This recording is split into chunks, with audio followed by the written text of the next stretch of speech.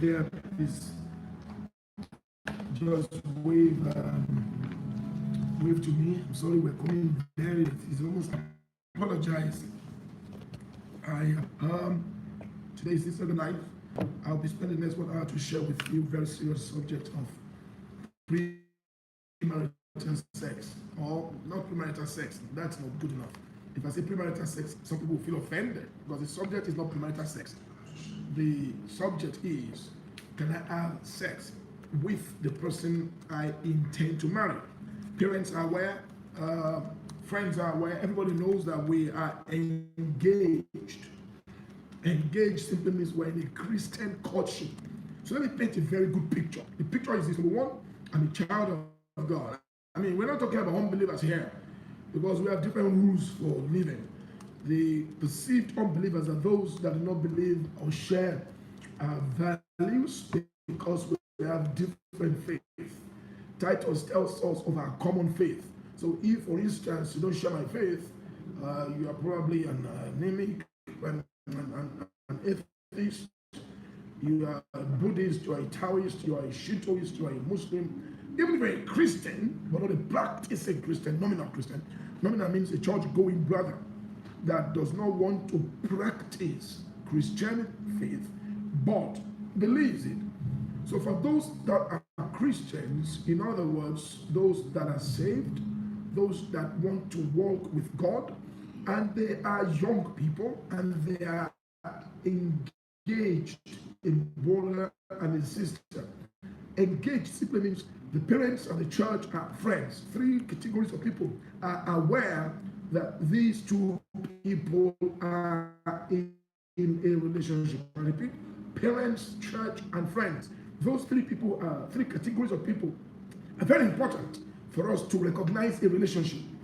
So those three categories of people are involved and are aware that these two people, male and female, are engaged or in a courtship. Now, and we plan our wedding for next 6 months, next 5 months, next 3 months, next 1 year. Is it okay if we have premarital sex? If we engage in sex? If we have sexual intimacy with ourselves? Is that okay?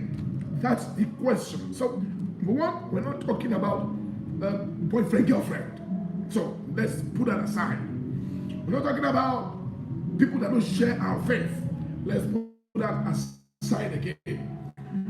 We're talking about a brother and a sister who are involved in a relationship that is known to all people.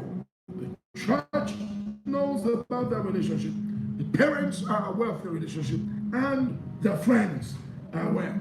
Can this, if they sleep together, is that a sin? Now, that is the question that we want to answer today. I don't want to spend too much time on trying to explain that to us. I'm sure if by now all of us should understand that. I'm very sure about that. So I'm going to, as usual, talk about this for about 15 minutes, and then thereafter we will then take questions. Please call your friends. I want us to hit 1,000 people viewing. So make sure people are calling now. Help me send text. Click, get friends to go on our YouTube channel.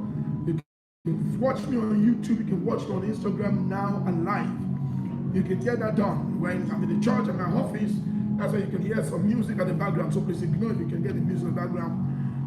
So the choir is rehearsing, and so we're getting ready for tomorrow's service. Now, make sure you get more people to join this live recording. I need more people to come because I will be sharing my thoughts as it is known in the Bible. Now, there are three approaches to these things. The first approach is a cultural approach. That's my philosophy all my life. One will hear what culture has to say. It's in line with scriptures. 1 Corinthians 11 says, does not nature teach you? So even nature can teach us of culture. The word nature in 1 Corinthians 11, when it has to do with covering of hair, it says, does not nature teach us, or does not culture teach us? So we must hear from culture. Number two, we will hear from scripture. Scripture is the book, the Bible. Culture is our tradition. Thirdly, we will hear from the West. I like to hear from the West because we are Western in our thinking and our paradigms. Today, we have done so many things. The modern day Nigerian Christian is strongly influenced by our perceived brothers and sisters in the West. Again, they gave us technology. Today, I'm using technology to reach hundreds of people. So, what's wrong in us? There's many things they've done better that we're learning from them. So, I do not see anything wrong in learning from the West. However, we'll look at those three pillars: culture, scripture, and West, and say which one should we listen to. Now, there's a passage I like in the Bible. I like it so very much. Ephesians chapter 5. I'm going to start from there, verse number 17. And that passage is very, very instructive. I like it so very much. It says to us in Ephesians 5, verse 17, wherefore, be ye not unwise, but understanding what the will of the Lord is. I like it. Let me tell you. It says, hey guys, don't be fools. Be wise. How? Know what the will of God is. So on this matter, what is the will of God? If I'm engaged to my wife to be my fiancé, a good Christian relationship, can I have sex? Can we have sex together? Would we be committing sin? What is the will of God? Ephesians chapter 5, verse number 17. So all we want to find out is the will of God. Now let me tell you something. There's a passage in the Bible that explains different kinds of wills. John chapter 1, verse 12 and 13. He says, he said Christ came to his own received him not, but to as many as received him, John 1:12, to them he gave power or authority to be called sons of God. Now, those of us that are called sons of God, how did he give birth to us? Did we go into father's womb or mother's womb or the church? Verse 13 now explains how we were born as sons. He said, not of the will of the flesh, not of the will of man, but of the will of God. So today I saw that many years ago. I found that, that is true.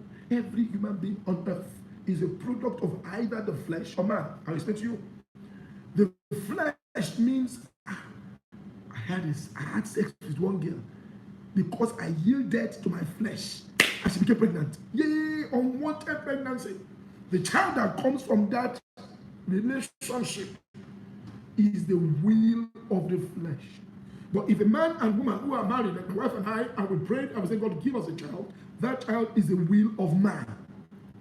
So the will of man and the will of the flesh are two different things. And the third is the will of God. John chapter 1, verse 13. I repeat, not of the will of the flesh. That is, the flesh is the carnal old nature.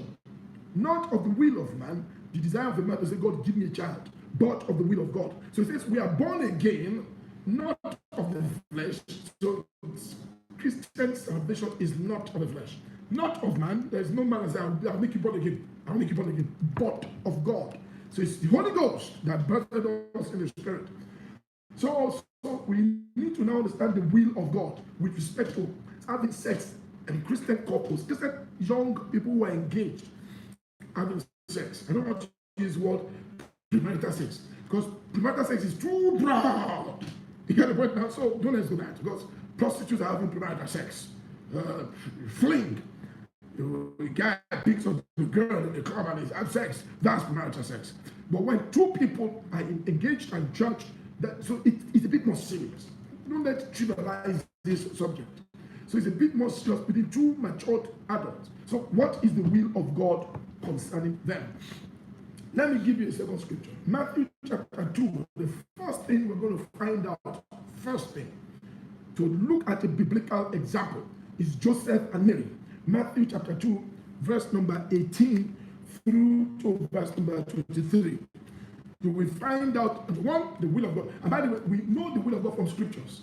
Under the principles of hermeneutics, meaning interpretation of scriptures, you have to get 2 or 3 scriptures for you to believe any word. At the mouth of 2 or 3 witnesses, every word will be established. So if you find something in multiple places in scriptures, then that is what we call the revealed will of God. Revealed will of God is revealed. and becomes a perfect will of God. There is what we call the permissive will of God, which I don't want to go into today. It's not seen everywhere in scriptures, but it's once or twice, once it happened. So we look well, and God didn't do anything against it. Some say that is the permissive will of God. But let's talk about the perfect will of God and the revealed will of God. You see, 2, 3, 4 times in scriptures, it's called the revealed will of God. So Matthew chapter 2, you find it there in verse number 18 and 19, very clearly. Sorry, let's say verse 19. I'm sorry, give me a second.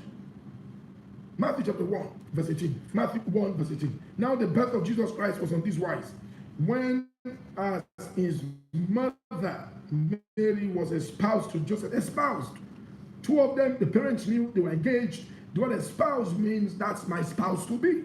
Espoused. Spouse to be. You get it? Before they came together, wow, there's one called coming together. Before they had sexual intimacy, she was found with a child of the Holy Ghost. So that means in scriptures, when you are espoused, you are not to come together. Can I interpret that again? Again, write it down. Listen to me. You don't have to agree with my thoughts. I'm only reading the Bible. Mary and Jesus and Joseph, they were espoused, engaged couples, not yet married. Before they came together, she was found to be pregnant. Joseph, her husband, being a just man, not willing to make her a public example, was minded to put her away privately. In other words, I'm sorry, I don't know what happened to you, I didn't touch you, I'm not supposed to touch you until we marry. So let's part ways. Joseph decided to part ways. That means, from what we have in scriptures as evidence, it is the will of God for two people not to come together until they are married legally, traditionally, and perhaps with civil or church, with God's blessings. So that's the first point. You must not come together unto that. Second point, 1 Thessalonians chapter 4. Paul was writing to the church in Thessalonica, and he tried to make a different example to explain to them. I'm going to rush it now because my time is up. I'm going to go to the one that you want me to go to.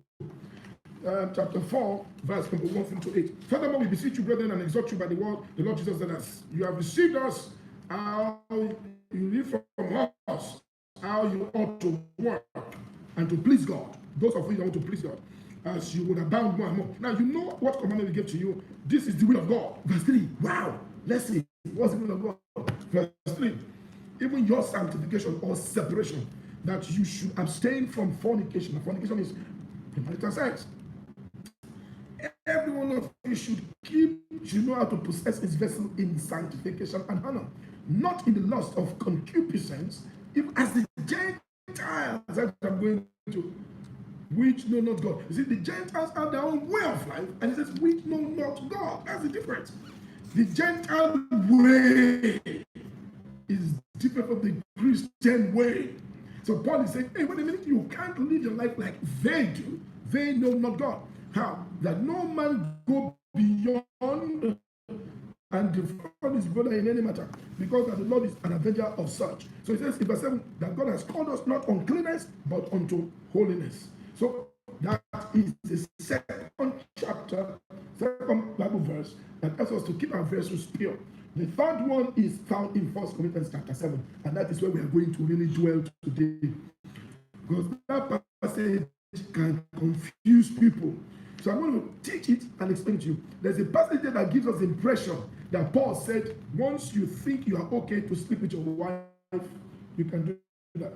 Let's quickly look at it quickly. 1 Corinthians chapter 7. Please, this is where we're going to dwell more and take questions. Verse 1.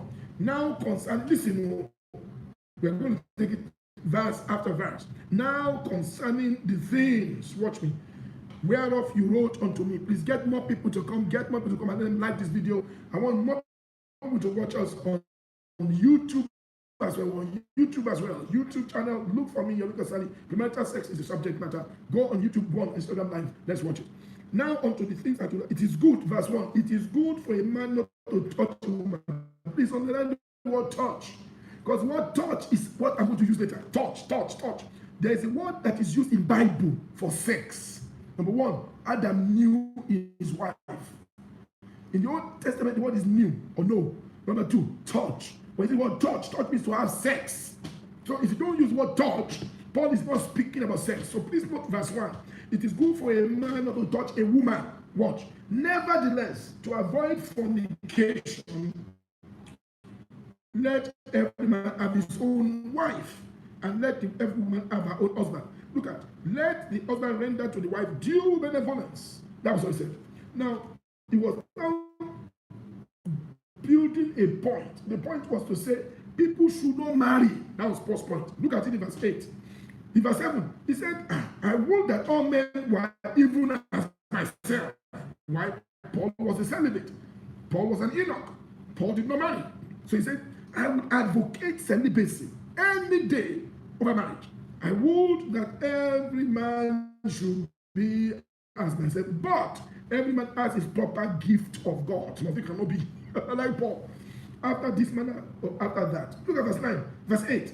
But I say therefore to the unmarried, or let me talk to the singles.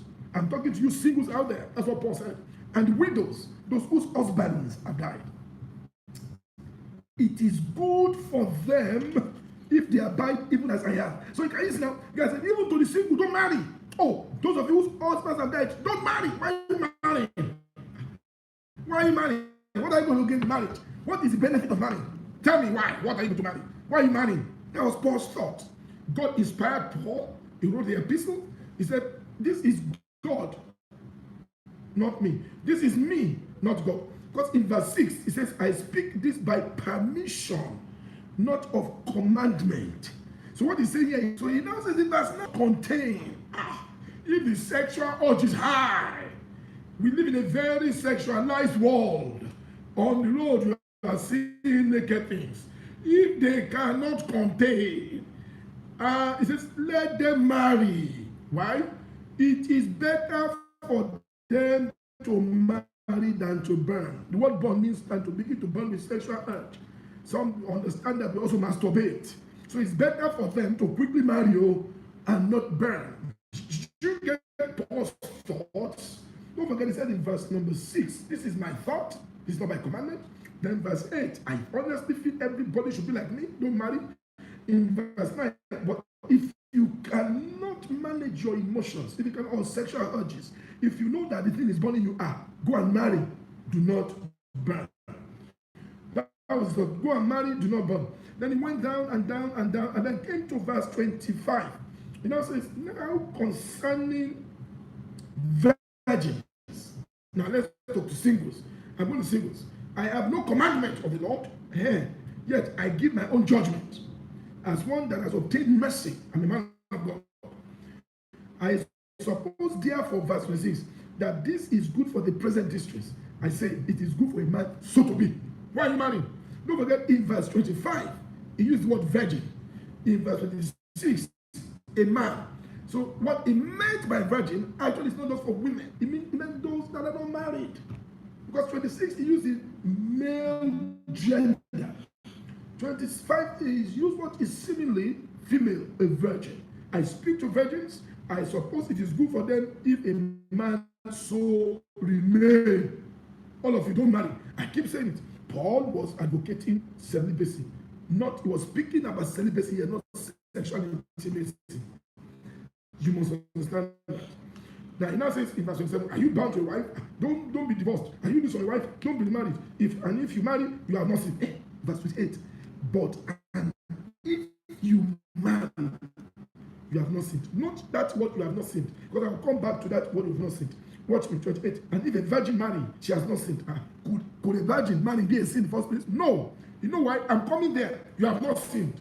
You have not sinned. Not what you have not sinned. Because I'm going to explain that what you have not sinned. Get your friends to come down because it is a new message. I'm about to really let the cat out of the bag and drop the bomb. You have not sinned. You have not sinned. You have not sinned. Why? If a young girl goes to marriage, can that be sinning? No. Because Paul says there's nothing wrong with it, even though I prefer you not to marry. But if you go and marry, it's okay by me. If you choose to marry, I'm fine by it. But if you ask me, I don't want to marry. That's why he said, you have not sinned if you go to marry. Nevertheless, such shall have trouble in the flesh, verse 28, but I spare you.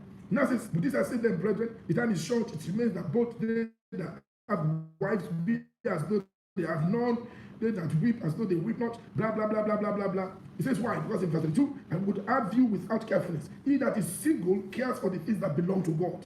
That's why. When you're a single sister, a single brother, you are more passionate for God. But how he may please the Lord. But he that is married cares for the things of this world. I have a wife, I have children, how he may please his wife. There is difference between a wife and a virgin.